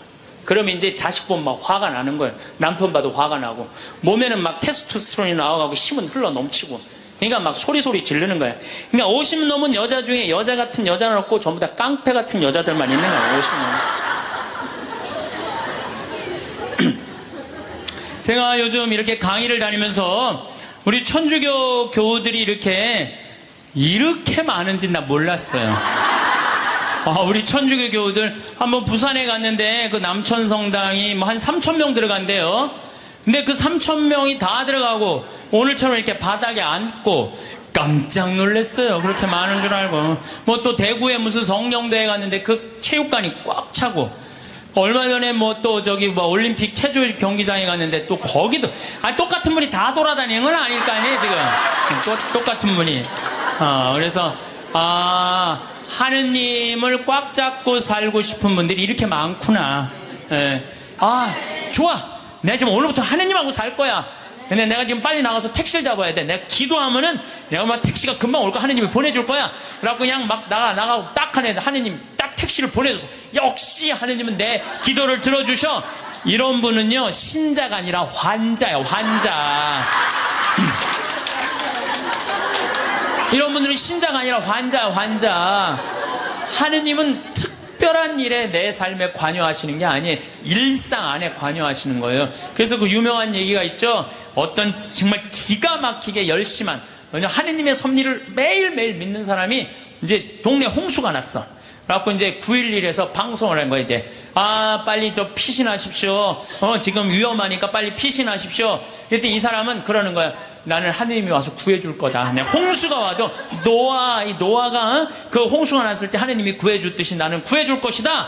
근데 이제 다 피했는데 이 사람은 안 피한 거야. 그래갖고 보트가 왔어. 보트가 와갖고 빨리 타시라고. 그랬더니 나는 하느님이 구해줄 건데 이 보트에 이 많은 짐을 어떻게 신을, 하느님이 완벽하게 구해줄 테니까 니네들 가라. 얼마나 버팅겼는지 그 보트가 못 구했어요. 그러고 난 다음에 이제 또 물이 차고 지붕까지 했네. 지붕에 올라가고 헬기가 왔어. 헬기가 빨리 타라고, 이거 안 타면 이거 죽는다고. 걱정하지 마. 하느님이 와서 구해줄 테니까 당신 가라고. 마지막에 이 사람 죽었어요. 죽어갖고 하느님한테 따졌어요. 하느님, 왜 나를 안 구해주러 왔느냐. 노아, 내가 그렇게 애절하게 기도했는데도. 그랬더니 하느님이 어이가 없다는 듯이, 무슨 소리냐. 나는 너한테 3번 보냈다. 한 번은 방송으로 보내고, 한 번은 배로 보고, 한 번 헬리콥터까지 보냈다.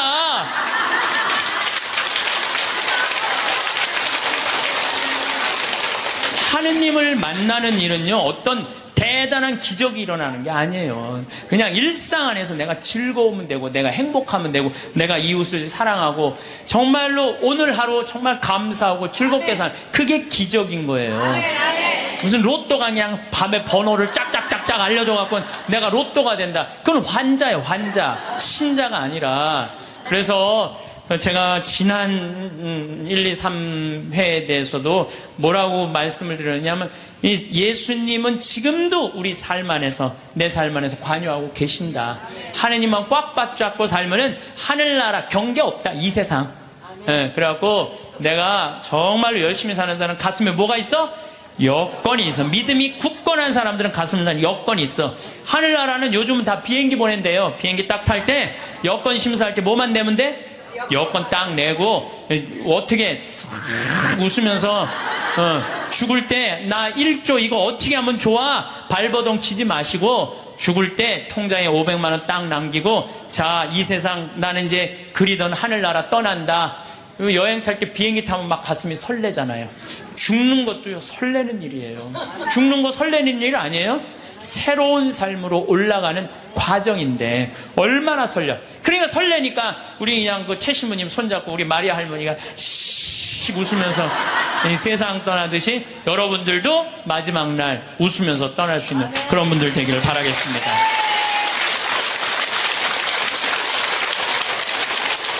자기 자신에게 친절해라.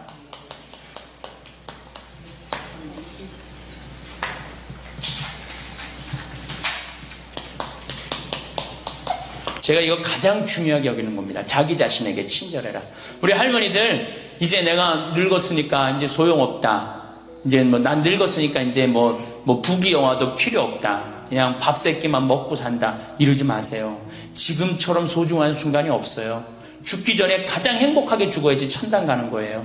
자, 아들이, 어머니, 제가 갈비 사드리니까 갈비 먹으러 갑시다. 그러면은 할머니들이, 얘야, 경제도 어려운데 갈비는 무슨 갈비냐, 그냥 집에서 김치찌개나 먹자. 이 할머니 바보 멍텅구리 할머니예요. 아들이 갈비 사준다면 어떻게 해야 돼? 방에 들어가고 바로 빨간 거 입술에 바르고 가방 들고 따라 나가야 돼요. 그리고 체해 갖고 집에 들어와서 약을 먹는 한이 있더라도 아들한테 뭐라고 그래야 돼? 내가 아들 잘 만나갖고 호강한다. 고맙다. 고맙다. 어디 갔어?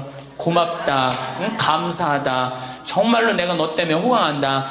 나같이 이렇게 호강하는 노인네가 우리 동네는 없다. 이렇게 얘기하면은 다음에 아들이 어떻게 해? 또 사드리고 싶어요. 자기 자신한테 친절해야지 누구도 친절해? 자식도 귀하게 여기는 거예요. 재미난 얘기가 있잖아요. 어떤 엄마가 자기 아들을 막 때려. 야, 이놈 자식 너 맨날 말도 안 듣고. 그럼 동네 아줌마도 에이 이놈아 너 왜 엄마 말 안 듣고 때리는 거예요. 내 자식 내가 때리면 누구도 때려 남도 때리게 돼 있어요. 근데 내 자식 금에 오기야 키우면 다른 사람 못 때립니다. 똑같은 거예요. 할머니가 어제도 말씀드렸잖아요. 예쁘고 고운 옷 입고 탁 성당 갈 때 하얀 예쁜 한복 탁 입고 성당 갔다 오고 탁 걸어놓고 또 누구 온다면 탁 예쁜 거 입고 이건 뭐 이날이나 저날이나 몸빼바지 비슷한 거 입고 그냥 그러지 말라는 거예요. 그러니까 내가 이탈리아 프랑스 브랭땅 백화점인가 그 앞에 가는데 멋있는 양장 입고 다니는 다 할머니들이에요. 근사하게. 근데 우리는 할머니들이 다 그냥 정말로 그 늙은 티를 내고 있는 거예요. 그러지 마시고 하얀 옷 이쁘게 치마도 깨끗한 거 다 다려입고 풀도 먹이고 매일 그러려는 건 아니지만은 성당 갈 때 그렇게 하고 집에 와서 딱 걸어놓고 그렇게 자기 자신한테 귀하게 친절하게 해야지 인생이 값이 있는 거예요. 가치가 있는 거고. 아셨죠? 여러분들 송혜 선생님이 몇 살이시죠? 81살이에요. 81살인데 얼마나 멋있어요. 정말로 전국을 들었다 놨다 하잖아요. 그것도 주일날 12시에. 난 늙었으니까 난 이제 뭐 그만한다. 섹스피어의 그 리오 왕 얘기 보면 딸들한테 왕위를 내줘버려요. 그래갖고 어떻게 돼? 완전히 그냥 뭐 인생 쪼그라지는 거예요. 이제는 젊은 사람들한테 자리를 내준다. 그런 생각할 필요 없어요. 뭐 자리를 내주긴 내줘. 나이를 먹으면 나이를 먹는 만큼의 일이 있는 거예요. 이번에 94살 먹은 구당 선생님이 추석 때 여러분들 침하고 뜸하고 강의하는 거 보셨죠? 얼마나 멋있어요. 난 늙었으니까 이제 안 한다. 나이를 먹으면 먹을수록 경험이 쌓이는 거예요. 그걸 왜 포기를 합니까? 저는 그 일본의 할아버지들 보면은 95, 96 된 할아버지들도 회사 출근하고 일 다 운영해요. 우리나라가 뭐 너무너무 좋은 거, 젊은 거, 새로운 거 해갖고 오래된 거를 중히 여기지 않는데 할머니, 할아버지들이 사실은 삶의 경험이 훨씬 많은 거예요. 그 일을 놓으면 그게 다 없어지는 거예요. 그 구당 선생님이 하신 얘기가 있어요. 예전에는 혼자 알고 죽었다는 거예요. 혼자. 그래서 그게 한 사람한테만 전해져갖고 비법이라는 거예요. 비법. 근데 의술이라는 게 비법이 어디냐는 거야. 모든 사람이 다 알고 다 나아지는 게 좋은 거지. 너무 멋있는 생각 같아요. 그러니까 이제까지 살아온 경험을 어떻게 나눠주는 게 중요해요. 그래서 학교를 다녀야 돼. 그런 걸 체계화하기 위해서 60부터 63살까지 4년 동안 학교 다녀야지 노인 자격증을 줘야 돼. 그냥 나이 먹는다고 나이 먹는 게 아니에요. 제대로 먹어야지, 제대로. 그러니까 절대 일을 놓지 말아라. 이번에 중국 북경올림픽에서 자원봉사자 최고령이 몇 살이야? 103살의 최고령 봉사자예요. 103살짜리가 자원봉사 했어요. 이번에 그 할아버지가 정말로 나이는 뭐에 불과해? 숫자에 불과한 거. 이제는 나이는 숫자에 불과한 거예요. 그러니까 우리 할머니도 어떻게? 일을 놓지 말아라. 감사하냐 감사하지 않느냐에 따라서 건강도 결정되는 거야. 건강도. 그러니까 우리 할머니들 감사하세요. 그리고 여기 할머니들은 감사 안 할 수가 있는 할머니들이야. 지금 2달에 평창까지 올 정도면 감사해 안 감사해? 본당 신부 잘 만나갖고 뭐 돈도 많이 대줬다며 얘기 들어보니까 돈도 많이 대주고 얼마나 좋아. 그리고 생각해봐. 어제 점심 저녁 오늘 아침 저녁 해주는 밥 먹었잖아. 그렇죠? 맨날 내가 집에서 해 먹어야 되는데 해주는 밥 먹고 얼마나 감사해. 또 어젯밤에 이렇게 빈님이 오시는데 아침에 일어나니까 저 구름 산에 걸려있는 구름 이뻐요 안 이뻐요? 그러면은 벌써 하느님한테 감사 찬양 100번은 더 했어야 될까? 하느님 감사합니다. 내가 비산동 성당 다녀갖고 이 좋은 성당에서 여기 1박 2일로 보내주고 밥 3끼 이제 먹었잖아. 밥 3끼 공짜로 먹여주시고 감사합니다. 감사합니다. 입만 열면 뭐 해야 돼? 감사합니다 해야죠? 그러면은 건강한 거예요. 건강한 거예요. 예, 그러고 살아야 돼. 그리고 집에서도 자식들 앞에서 입만 열면 뭐 해야 돼? 감사하다. 니네들 건강하고 나도 건강하고 감사하다. 그냥 냉면 안 얻어먹고 이런 것만 원망하지 말고. 냉면 먹고 싶으면 어떻게 하라고? 내 돈 가지고 내가 가서 사 먹으면 돼. 내 돈 주고 내가 가서 사 먹으면 되지. 그걸 기다려요. 신부님 냉면 사 먹을 돈이 어디 있어요? 집 하나 잡히면 되는 거예요. 나이 들수록 점점 빛나는 사람 특징 첫 번째는 자유롭고 독립적인 노후를 보냅니다. 중년 이후 혼자 사는 즐거움. 성공한 사람들을 보면 크게 두 부류로 나뉘는 걸 알 수 있습니다. 하나는 자신이 성공했다고 여기저기 떠벌리고 다니는 사람들, 그리고 또 하나는 조용히 아무 말 없이 자기 삶을 사는 사람들입니다. 우리는 흔히 성공을 하면 자연스럽게 자랑하고 싶어질 거라고 생각하죠. 좋은 차를 사고 비싼 시계를 차고 SNS에 멋진 사진을 올리고 싶을 겁니다. 왜냐하면 그렇게 하면 남들이 나를 더 인정해 줄 거라고 믿으니까요. 하지만 현실은 그렇지 않습니다. 오히려 진짜 성공한 사람들은 그렇게 행동하지 않습니다. 왜냐하면 보여줄 필요가 없기 때문입니다. 돈이 많다고 높은 자리에 있다고 유명하다고 해서 굳이 그걸 드러낼 필요는 없습니다. 그걸 아는 사람들은 이미 알고 있고 모르는 사람들은 알 필요가 없죠. 그런데도 굳이나 성공했다고 떠드는 사람들이 있습니다. 그런 사람들은 왜 그럴까요? 간단합니다. 그 사람들은 사실 그렇게까지 성공한 게 아니기 때문입니다. 우리는 종종 SNS에서 성공한 사람들을 봅니다. 해외여행을 가고 고급 레스토랑에서 밥을 먹고 멋진 차를 타고 다니는 모습? 그런데 가만히 보면 그런 걸 보여주는 사람들은 언제나 뭔가를 팔고 있습니다. 강의를 팔든 자기 브랜드를 홍보하든 아니면 단순히 자기 자존감을 유지하려고 하든 간에 결국 목적이 있는 거죠. 진짜 부자들은 그렇게 하지 않습니다. 오히려 조용히 아무도 모르게 자기 일을 합니다. 왜냐하면 자랑해서 얻을 게 없기 때문입니다. 오히려 괜히 잘난 척했다가 사람들에게 이용당하거나 시기와 질투를 받거나 쓸데없는 오해를 사는 게 더 피곤합니다. 이건 단순한 돈 이야기가 아닙니다. 사회적인 성공을 이룬 사람들도 마찬가지입니다. 진짜 실력 있는 사람들은 자기 실력을 굳이 떠벌리지 않습니다. 왜냐하면 그럴 필요가 없으니까요. 자기 분야에서 최고라면 사람들이 먼저 알아서 찾아옵니다. 반대로 실력이 부족한 사람일수록 자기를 포장하려고 애씁니다. 우리가 흔히 듣는 말이 있죠. 빈수레가 요란하다. 이 말이 괜히 있는 게 아닙니다. 정말 내실이 있는 사람들은 굳이 시끄럽게 굴지 않습니다. 반대로 겉만 번지르르한 사람들은 자기가 얼마나 대단한지 떠들고 다닙니다. 이걸 좀 더 현실적인 예로 들어볼까요? 동창회에 나가면 꼭 이런 사람이 있습니다. 옛날에는 별거 아니었는데 갑자기 잘 됐다고 나타나서 자기가 얼마나 성공했는지 자랑하는 사람. 처음에는 다들 와 대단하다 하고 들어주지만 시간이 지나면 어떨까요? 대부분 속으로 이렇게 생각할 겁니다. 저 사람 뭐 저렇게까지 티를 내? 결국 그런 사람은 점점 멀어지게 됩니다. 반면에 정말 성공한 사람들은 조용합니다. 굳이 자기가 어떻게 살고 있는지 설명하지 않죠. 그런 사람들은 오히려 주변에서 먼저 알아보고 자연스럽게 존경을 받습니다. 그게 진짜 성공입니다. 그럼 우리는 어떻게 해야 할까요? 내가 뭔가를 이루었을 때 굳이 남들에게 알릴 필요가 있을까요?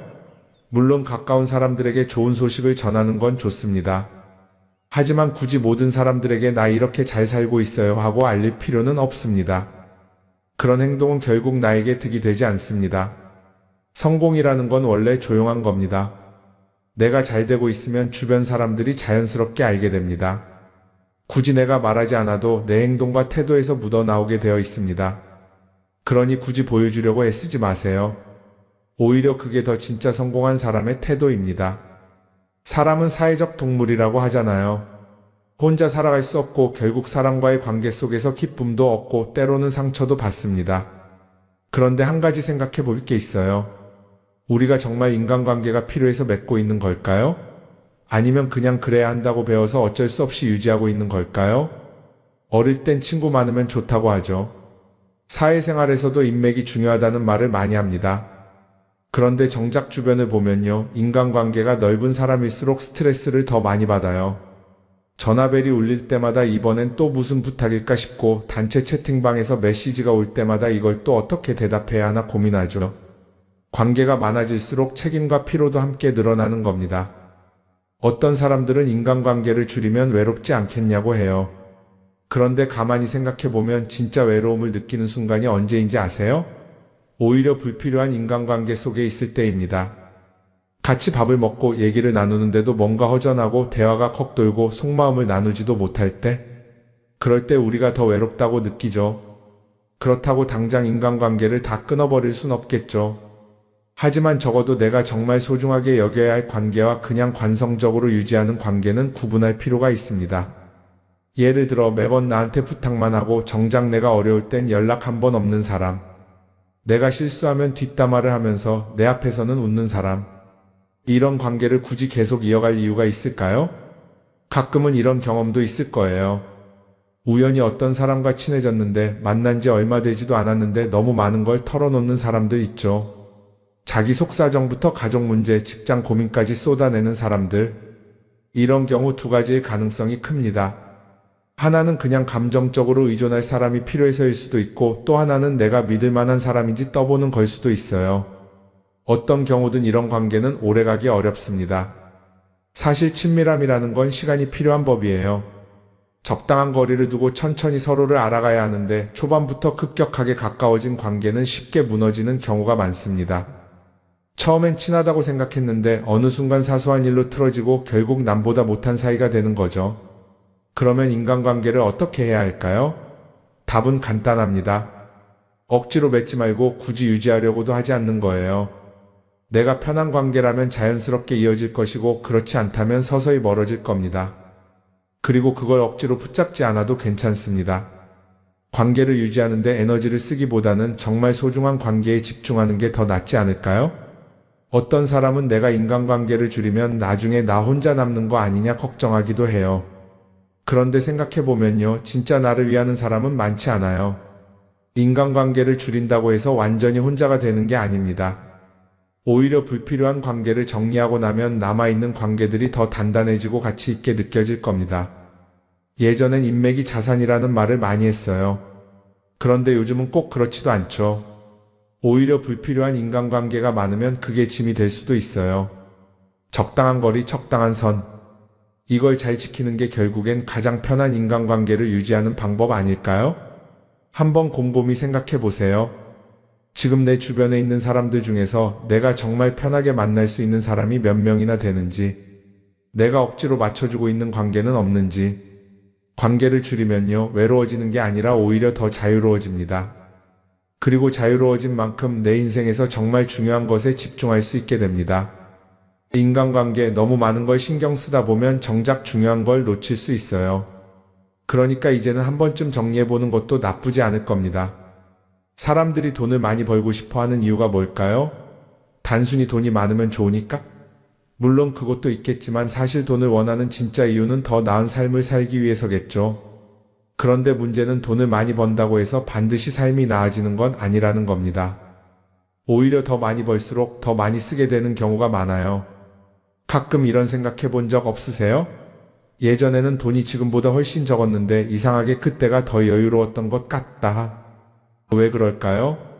사실 우리가 원하는 건 돈 그 자체가 아니라 돈을 통해 얻을 수 있는 자유인데, 돈을 벌면 벌수록 그 자유를 잃어버리는 경우가 많아요. 더 좋은 차, 더 좋은 집, 더 좋은 옷을 사면서 점점 더 많은 돈이 필요해지고 결국엔 돈을 벌기 위해 또다시 일해야 하는 악순환에 빠지게 되는 거죠. 한번 생각해 봅시다. 우리가 정말 필요해서 뭔가를 사는 경우가 얼마나 될까요?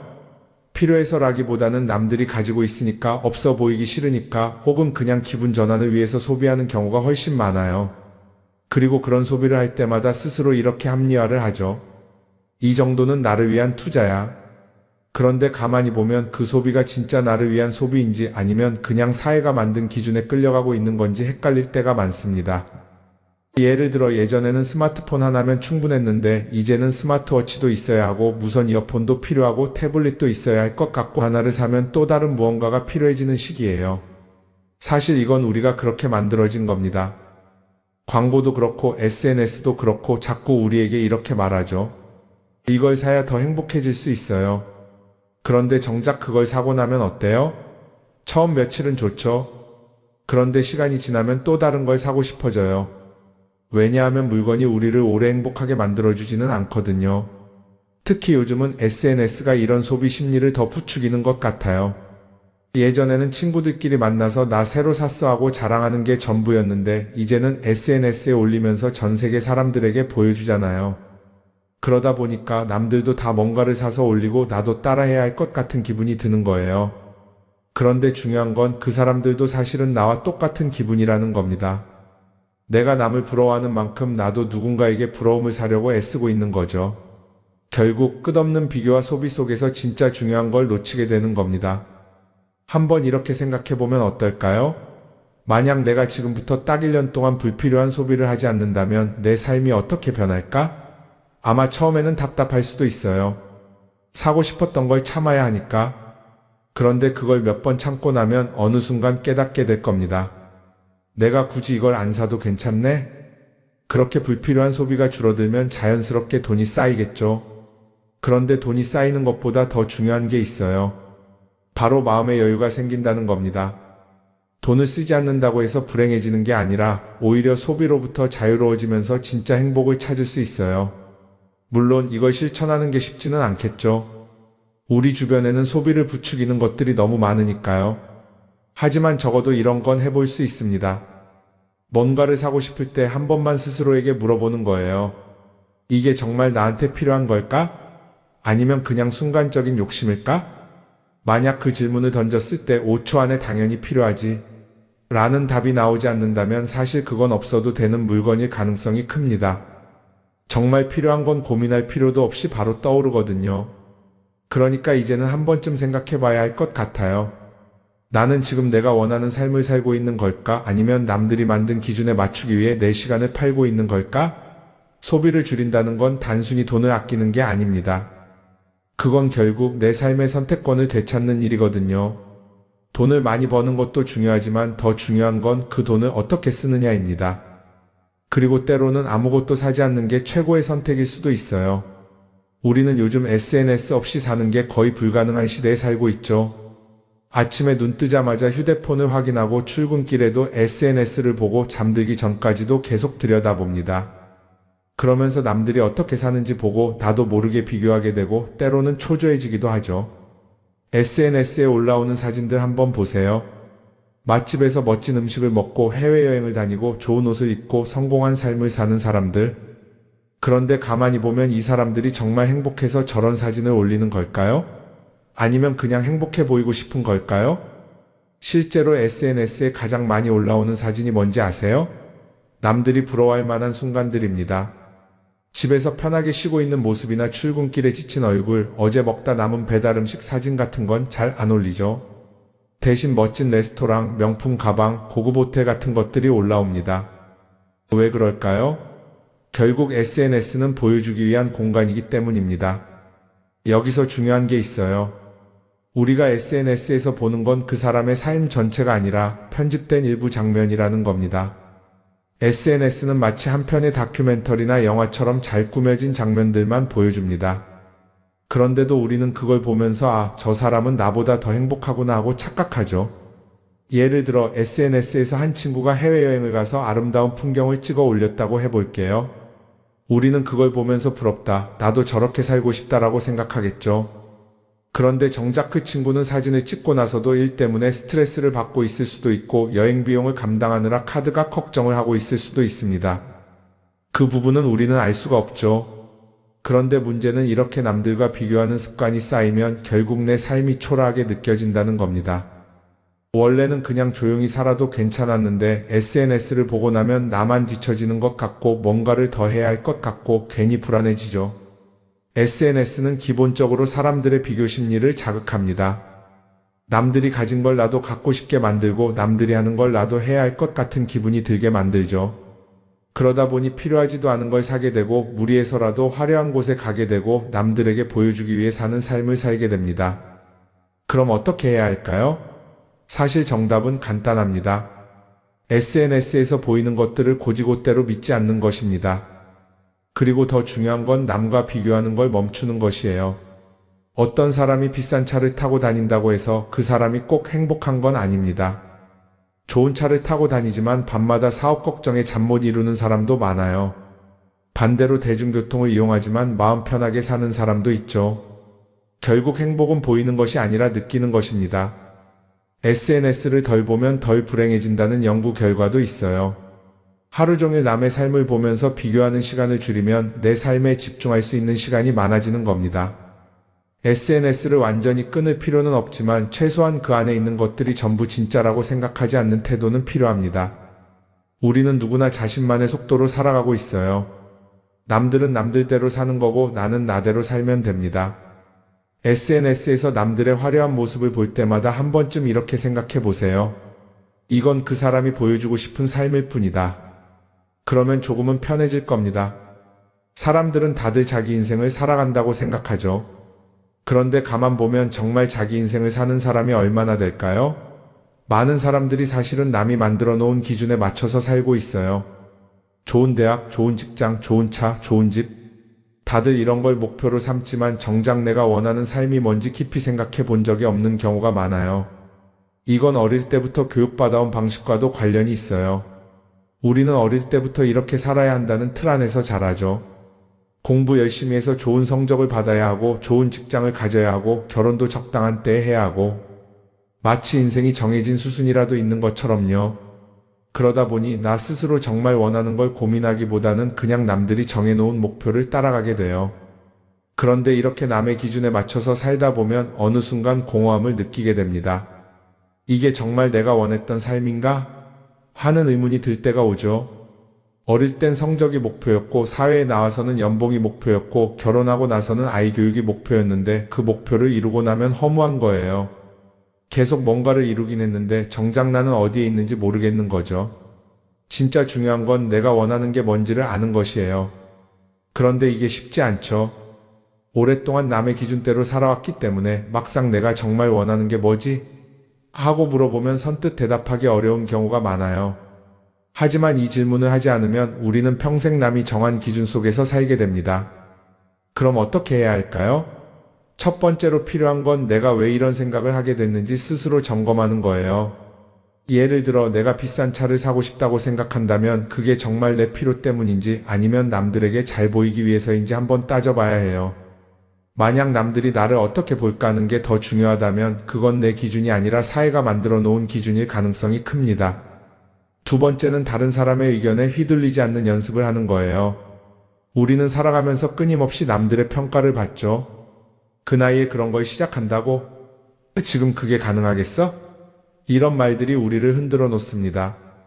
그런데 그런 말에 신경 쓰다 보면 결국 아무것도 하지 못하게 돼요. 중요한 건 남들이 뭐라고 하든 내가 결정하는 거예요. 물론 남의 조언을 들을 수도 있고 참고할 수도 있죠. 하지만 최종 결정은 항상 내 몫이어야 합니다. 내가 결정하고 내가 책임지는 거. 그렇게 해야 내 삶을 온전히 내 것으로 만들 수 있어요. 세 번째는 내가 한 선택에 책임지는 자세를 가지는 거예요. 많은 사람들이 무언가를 선택하고 나서도 후회하죠. 괜히 이걸 했나? 이 선택이 잘못된 건 아닐까? 그런데 한 가지 확실한 건 후회한다고 해서 과거가 바뀌지는 않는다는 거예요.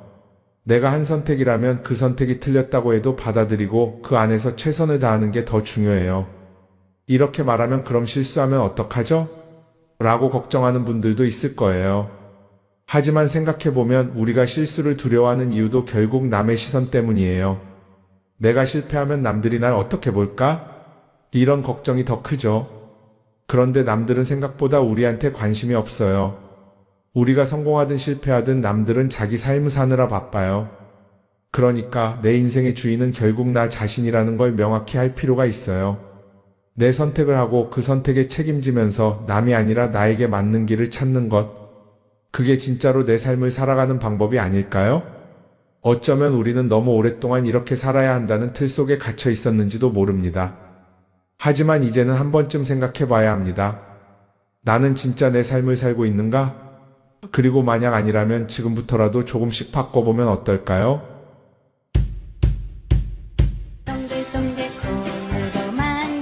말년에 불행하지 않으려면 어떤 말을 조심해야 할까요? 그래서 오늘은 나이가 들수록 조심해야 하는 말에 대해서 말씀드리려고 합니다. 이런 말 버릇만 조심하신다면 말년에도 운이 살아나고 편안한 노년을 보내실 수 있으실 겁니다. 말년운을 달아나게 만드는 말 첫 번째는 나의 약점은 절대로 말하지 마세요. 우리는 인생을 살면서 수많은 사람들과 만나고 또 헤어지곤 합니다. 그중 일부와의 관계가 깊어지면서 나 자신의 약점이나 과거의 잘못된 일을 호기롭게 털어놓곤 합니다. 힘들 때 누군가에게 이야기해서 공감이나 위로받고 싶은 마음이 들지요. 말하고 나면 왠지 조금은 속이 후련해진 기분이 들기도 합니다. 하지만 그때뿐이란 것과 왠지 모를 공허함이나 찝찝한 기분을 느낀 적이 있으실 겁니다. 그렇기 때문에 힘든 이야기는 하지 않는 것이 좋습니다. 가까운 사람에게 힘든 이야기도 말하지 못하면 그게 깊이 있는 관계일까? 속 얘기 안 하는 게 친구인가라는 생각이 드실 수 있습니다. 분명한 것은 친구든 지인이든 그들은 결국엔 남이라는 것입니다. 대부분의 사람들은 힘든 이야기나 내 약점을 공유하면 더 깊은 인간관계로 지속된다고 착각을 하며 사는데요. 얼마간은 지속될 수도 있겠지만 관계라는 것은 영속적이지 않기 때문에 결국엔 지나고 보면 거의 대부분의 이런 대화는 자기 자신에게 화살로 돌아옵니다. 또 다른 힘든 상황이 생기게 되면 내 얘기를 들었던 사람은 그것을 근거로 생각하기 마련입니다. 어느 날 말한 나의 힘든 이야기는 듣는 사람에게 나에 대한 편견과 색안경을 씌워주는 것과 같지요. 또 자칫 잘못하면 여러분이 오랫동안 쌓아온 이미지가 무너질 수도 있고 극복하지 못한 과거의 약점은 현재에 더 큰 부담이 될 수 있습니다. 아라비아의 격언을 보면 생활의 지혜가 담겨 있습니다. 적에게 알려서 안 될 일은 친구에게도 알리지 말라. 비밀을 지키면 비밀의 주인이 되지만 비밀을 고백하면 비밀의 노예가 된다. 그리고 평화의 열매는 침묵의 나무에서 열리는 법이다. 여러분, 인생을 살아보니 사람들의 마음이 모두 같지 않다는 것을 깨달았습니다.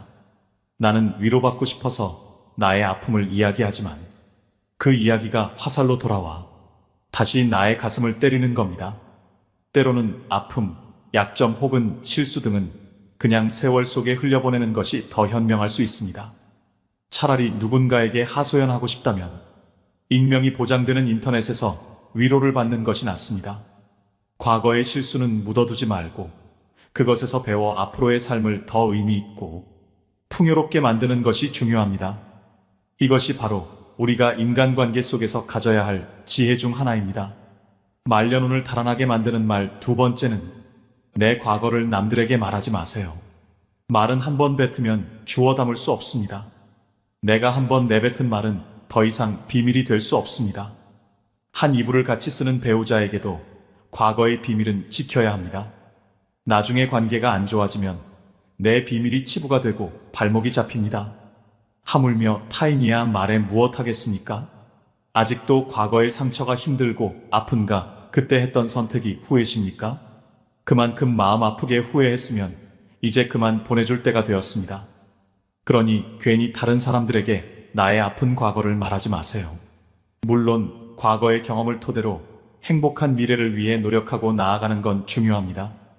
지난날의 실수를 다시는 반복하지 않도록 더 좋은 방법을 찾는 것도 중요합니다. 우리는 과거의 실수로부터 배워 삶을 더 의미 있고 풍요롭게 만들 수 있습니다. 그 과정에서 시행착오가 있더라도 이것이 우리 인간이 성장하는 방법입니다. 그러니 아무리 절친한 친구나 배우자에게도 내 과거사를 절대로 말하지 마세요. 겉으로는 진실되어 보이는 사람이어도 내 과거의 불행이 상대방에게는 위안이 될 수 있습니다. 그들에게 말거리를 주지 마세요. 말년운을 달아나게 만드는 말 세 번째는 절대 돈 자랑하지 마세요. 들떠서 생각 없이 했던 돈 자랑으로 말년에 재물복 다 나갑니다. 잘 되면 자랑하고 싶은 마음이 굴뚝 같지요. 더욱이 요즘은 물질과 마음 둘 다 궁핍한 세상이다 보니 돈으로라도 자존감과 우월감을 남의 눈치 안 보고 누리고 싶은 마음도 당연합니다.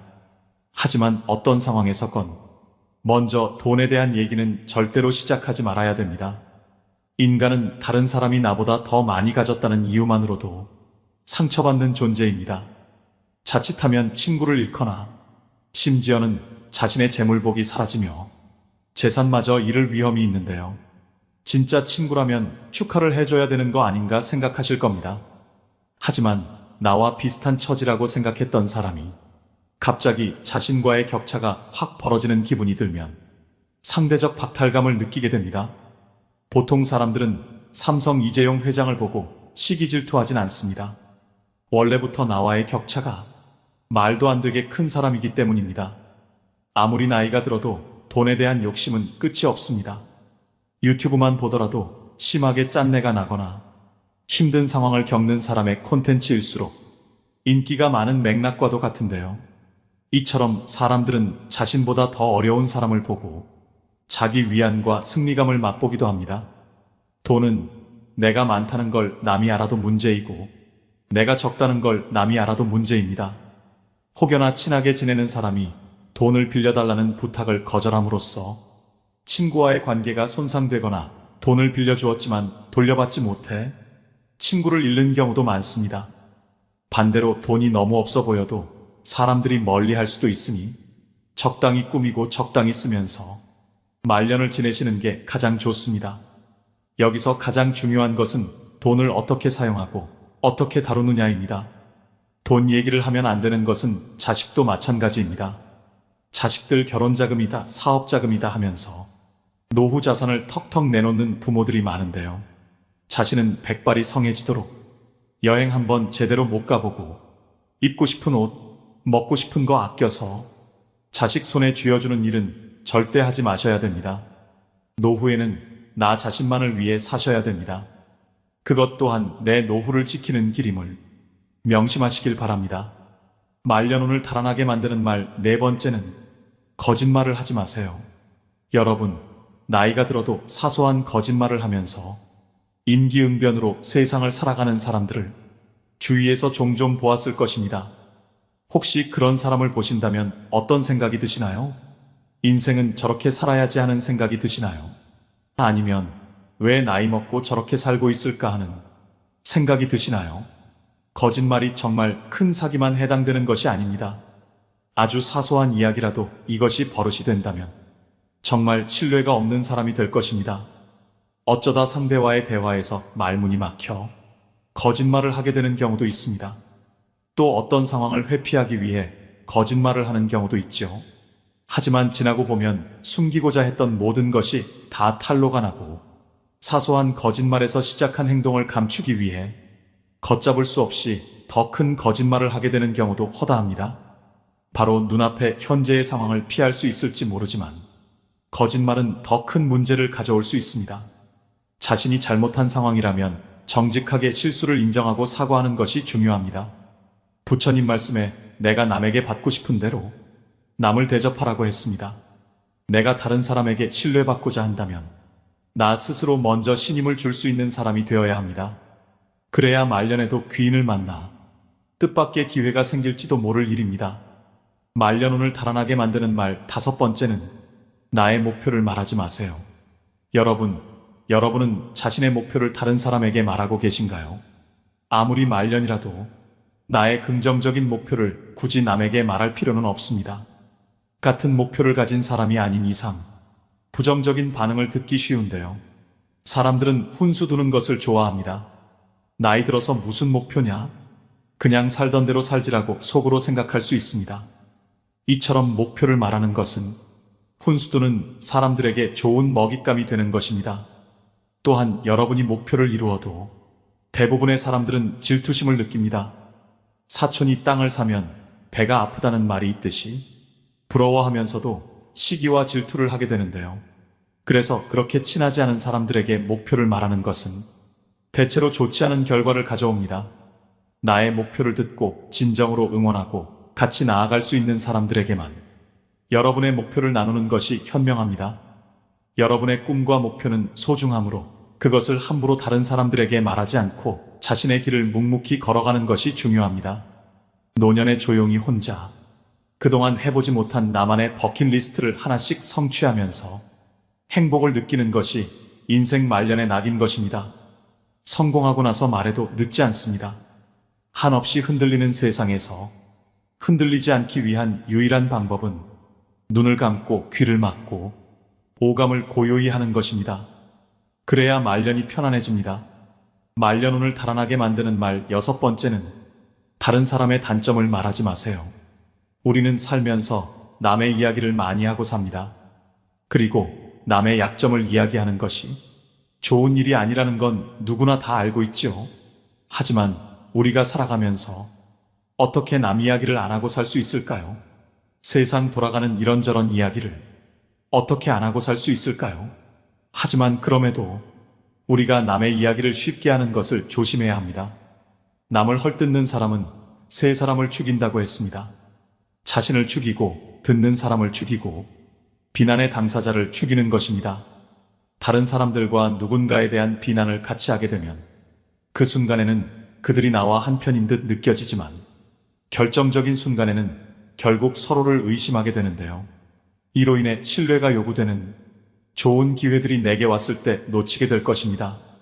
여러분들 주변에 기적적으로 내가 한 이야기를 무덤까지 가지고 갈 사람이 있다면, 남에게 절대로 말하지 않을 사람이 있다면 괜찮겠지만, 그렇지 않다면 부디 남의 단점에 대해 입에 올리지 않는 게 좋겠습니다. 물론 남의 비밀과 사생활은 무엇보다 흥미로울 수 있는 이야기이지만 내가 그것을 이야기하는 재미에 너무 빠진다면 자칫 입이 가벼운 사람으로 오해를 받을 수가 있습니다. 그리하여 내가 어려울 때 곁에 있어줄 사람이 없어질 수 있으니 남의 이야기, 특히 남의 단점을 이야기할 때는 신중을 기하심이 어떨런지요. 말년운을 달아나게 만드는 말 7번째는 남들에게 절대로 생색내지 마세요. 은혜를 베풀었으면 보답을 바라지 말고 남에게 주었으면 뒤에 후회하지 마세요. 입만 열면 자랑하고 생색내는 사람이 있습니다. 자랑 같지 않은 것도 자랑하는가 하면 대화가 안 통하는 사람도 있습니다. 생색내는 사람과 같이 있을 때 피곤하고 스트레스를 받았던 경험이 다들 있었을 것입니다. 불교에서는 보시라는 단어가 있습니다. 보시는 은혜를 많이 베푸는 것을 뜻합니다. 내가 다른 사람들에게 베풀면 베풀수록 그 복은 몇 배로 나에게 크게 돌아옵니다.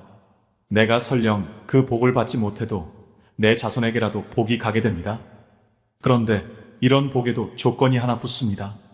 남에게 베풀었다면 생색내지 말고 베푼 일을 잊어버려야 한다는 것입니다. 친구와 같이 밥과 술을 먹었는데 친구가 밥값을 놓고 와서 내가 밥값을 내야 할 때도 있을 것입니다. 평소에 친구가 밥값을 놓고 온 적이 없었다면 생색내지 말고 하루는 그냥 내가 밥을 사주면 됩니다. 다른 사람에게 착한 일을 했더라도 자랑하지는 마세요. 선행을 했다면 내 마음 안에서만 느끼며 굳이 타인에게 밝히지 않아도 됩니다. 내가 진실한 마음으로 착한 일을 했다면 그것만으로도 차고 넘치고 충분합니다. 선행을 베푼 이후에는 남들에게 자랑하지 말고 내 행동의 의미를 느끼며 스스로에게 만족하세요.